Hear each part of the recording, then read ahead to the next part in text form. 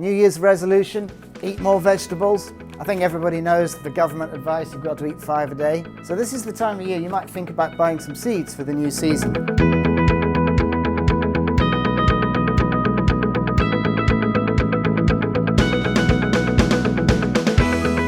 You don't have to grow your courgettes and your melons and things from seed. You can actually wait until April, May, and you buy the little plants. It'll cost you maybe a couple of pounds a plant. The advantage of sowing seeds is obviously that for £2 in this particular packet you get 150 seeds. You can have as many peppers as you want for the same price. The drawback is that you've got to look after them for longer. So it's up to you really how you want to do it. But it is certainly fun to try and grow seeds. And we have a great range of all sorts of things at Glendoick, from herbs, vegetables, peas and beans, flowers behind me and so on. Now, the timing of seed sowing is absolutely crucial, particularly in Scotland. And if you read the back of a seed packet, it will tell you quite clearly when to sow, indoors and out.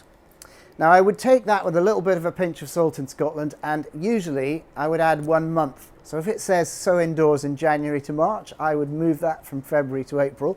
And if it says sow outdoors from April to June, I would move that back by a month too, so that you wouldn't start sowing until May, because it's colder up here. These seed companies are all based down in Lincolnshire, places like that, and it's a bit warmer than it is in Scotland. So that would be my first piece of advice. If you're keen to grow more fruit and vegetables in Scotland, this is a book I wrote about 4 or 5 years ago with Caroline Beaton, and it's particularly detailed on sowing times and things like that, so that you make sure that you get the best possible chance of success with the more tricky crops. The second thing is you need to know whether the plants are hardy enough, because you're going to be germinating these seeds maybe in a seed tray or something, and at some point they get too big and you've got to plant them outside. There are certain fruit and vegetables in particular which are just too tender to go outside until June. So the timing of this is really important. Is if you sow your seeds now and you've got monster plants that are taking over your kitchen or your greenhouse, and you can't plant them out, that's not going to work.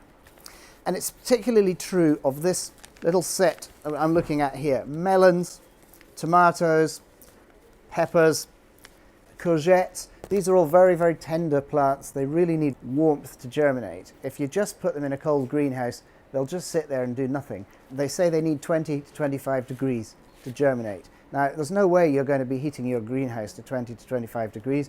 It would cost you an absolute fortune. So one of the ways of doing this is to use a heated propagator or on a windowsill in your kitchen or whatever, and that's the way to germinate the seeds. What they are is a tray with a little heating element underneath it, and then onto the top of the tray you've got a lid which has got a ventilator on it. You can let the moisture and the heat out a little bit, and then you can either germinate seedlings in pots or you can put a tray in it.